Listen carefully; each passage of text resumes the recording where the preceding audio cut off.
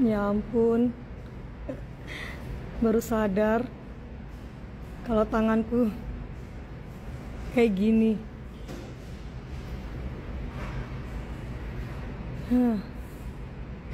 Kotor, dekil. Jadi kan saya kan memang sales ya, setiap hari naik motor, setiap hari harus mengendarai motor. Lama-kelamaan bisa jadi kayak gini loh ya. Saya juga baru sadar.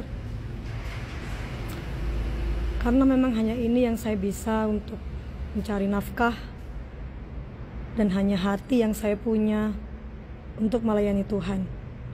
Dan bukan hanya ini, kalau ini karena kerja.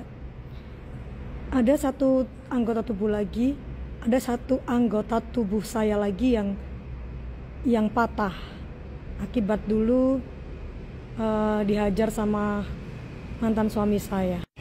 Ini. Jadi kalau teman-teman perhatikan, sebenarnya harus dipegang sih.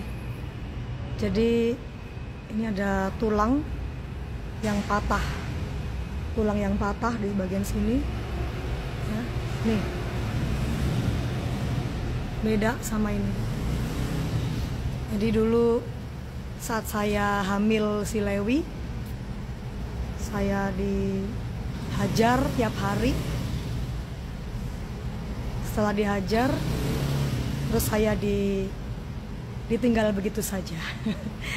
Tapi nggak apa-apa, saya sudah mengampuni, saya sudah ya anggap itu semua tidak berarti. Terus juga ini wajah saya rusak karena mungkin setiap hari kena debu ya, setiap hari di jalanan. Saya lihat-lihat kok nggak ada cantik-cantiknya, nggak ada bagus-bagusnya saya ini sebagai seorang wanita. Tapi saya bersyukur kepada Tuhan, setidaknya masih ada yang saya bisa kerjakan, meskipun tangan, ya muka saya begini. Tapi ini yang saya bisa.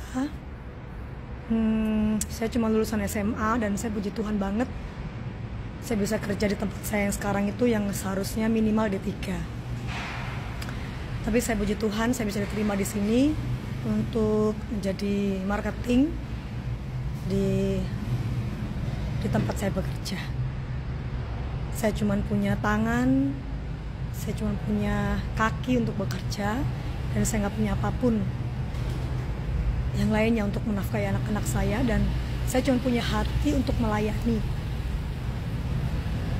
Dan itu saya serahkan semua sama Tuhan.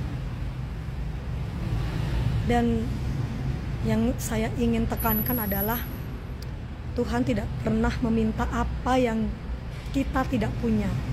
Seperti Tuhan menanyai Musa, apa yang ada pada tanganmu? Musa menjawab, tongkat.